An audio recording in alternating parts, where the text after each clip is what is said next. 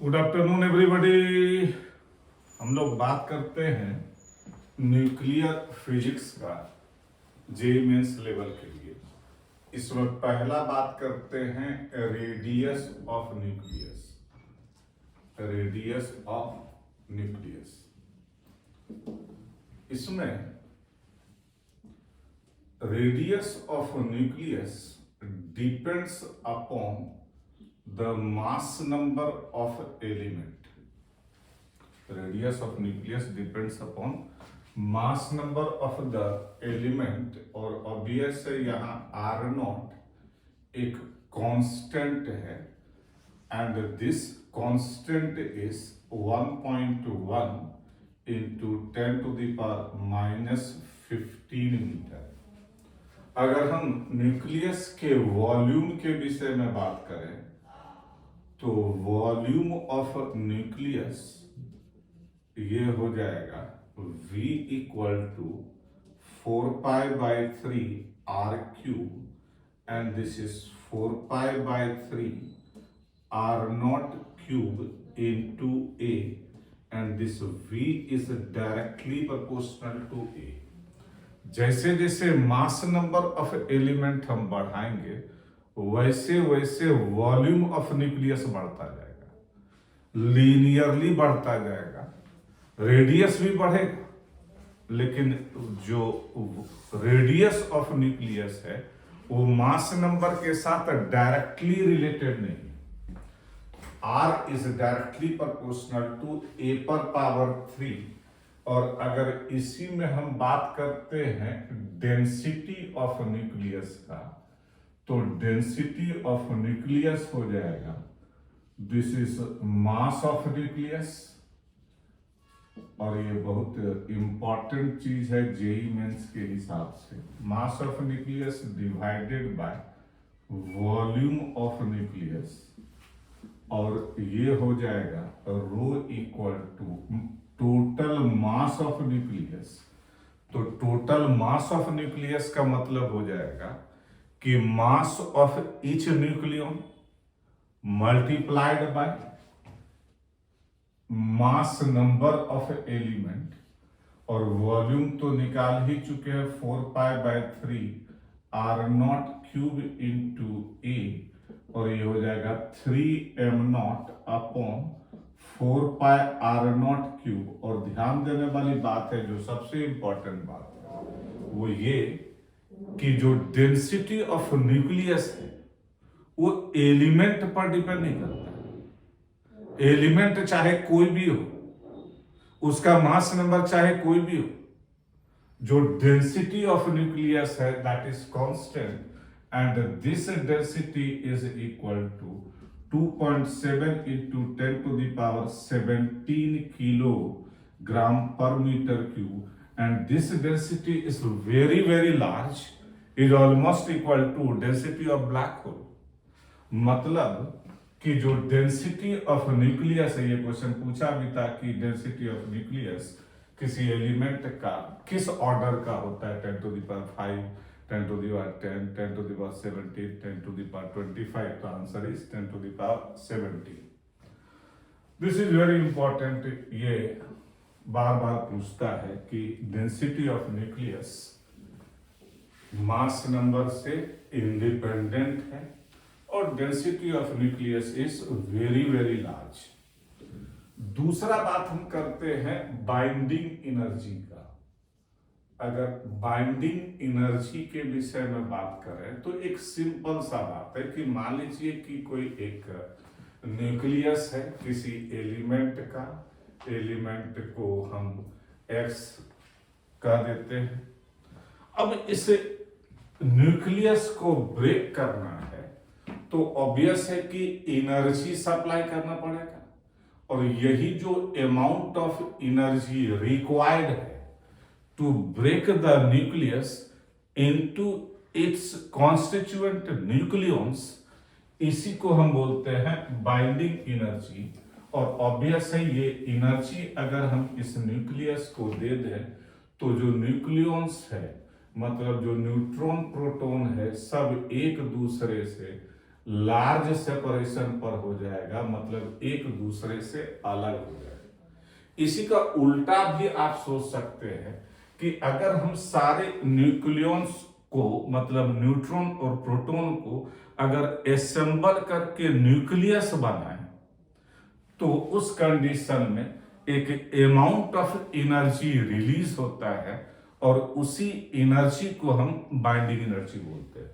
इसलिए यहां पर अगर हम बाइंडिंग एनर्जी के विषय में बात करें तो उस कंडीशन में ये हो जाएगा टोटल मास ऑफ प्रोटॉन्स, मतलब Z into M P, plus total number of neutrons N into Mn, minus जो मास ऑफ न्यूक्लियस है, इस डिफरेंस को बोलते हैं mass defect into C square, this is delta M into C square. और mass defect अगर 1 mu होता है तो उससे जो एनर्जी मिलता है that is 931.5 mega electron volt. मतलब ध्यान देने वाली बात है कि यहां पर जो फ्री पार्टिकल्स है उसको मिला करके जब एक न्यूक्लियस का फॉर्मेशन करते हैं तो उस न्यूक्लियस का जो मास होगा that is lesser than the mass of the constituent particles, और यही जो डिफरेंस इन मास होता है उसको मास डिफेक्ट कहते हैं। और इस मास डिफेक्ट के इक्विवेलेंट जो एनर्जी रिलीज होता है उसी को हम बोलते हैं बाइंडिंग एनर्जी, या इसी बात को दूसरे ढंग से कह सकते हैं कि किसी न्यूक्लियस को ब्रेक करने के लिए जो अमाउंट ऑफ एनर्जी रिक्वायर्ड होता है उसको हम बोलते हैं बाइंडिंग एनर्जी। अब इस पर आपको क्वेश्चन मिलेगा कि कोई एक एलिमेंट दिया रहेगा, उसमें number of protons, number of neutrons, mass of protons, mass of neutron और मास ऑफ न्यूक्लियस दिया रहेगा, ये सारा चीज दिया रहेगा। उसके आधार पर मास डिफेक्ट मिल जाएगा और मास डिफेक्ट जो भी मिलेगा उसको 931.5 से अगर मल्टीप्लाई कर दीजिएगा तो हमको बाइंडिंग एनर्जी निकल जाएगा। अब इसी में अगर एक चीज और बात करें, इस पर क्वेश्चन आपको मिलेगा, एक और चीज है that is the Q value of A reaction, that is Q value of A nuclear reaction. Q value, एक मान लीजिए कि कोई न्यूक्लियर रिएक्शन है, ये X A Z Y Z -2 A -4, और ऑब्वियस है कि यहां पर अल्फा पार्टिकल निकल रहा है। अगर हम यहां पर Q वैल्यू के विषय में बात करें तो Q value is equal to the rest mass energy of reactant minus rest mass energy of product. Obvious है, इसी को हम कह सकते हैं delta M into C square. Obvious है, एक कंफ्यूजन एराइज होता है कि आप बाइंडिंग एनर्जी में भी delta M into C square बोल रहे हैं, Q वैल्यू में भी आप delta M into C square बोल रहे हैं, तो अंतर क्या है? अंतर एक है कि जो बाइंडिंग एनर्जी होता है वो किसी पर्टिकुलर न्यूक्लियस का होता है, कि उसका फॉर्मेशन में जो एनर्जी रिलीज हुआ उसको हम क्या बोलते हैं? Binding energy. Q वैल्यू किसी पर्टिकुलर न्यूक्लियस के एनर्जी के विषय में बात नहीं करता है, वो किसी पर्टिकुलर न्यूक्लियर रिएक्शन में जो एनर्जी एब्जॉर्ब या रिलीज होता है उसको हम बोलते हैं Q वैल्यू। और Q वैल्यू को डेफिनेशन ऐसे भी कह सकते हैं कि the total energy involve in a nuclear reaction is known as Q value. अब इसी को अगर आप कहना चाहते हैं तो इसी को क्या है? Total rest mass energy of reactant minus total rest mass energy of product, that is Q value.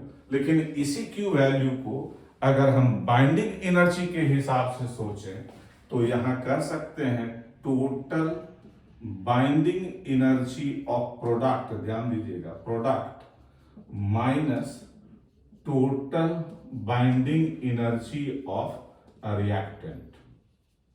अब इसमें बात एक चीज ये है कि यहां पर रेस्ट मास एनर्जी में ऐसे तो हम न्यूक्लियर मास लेते हैं, लेकिन अगर आप एटॉमिक मास भी लीजिएगा तब भी कोई दिक्कत नहीं है, except one reaction and that is beta plus DK.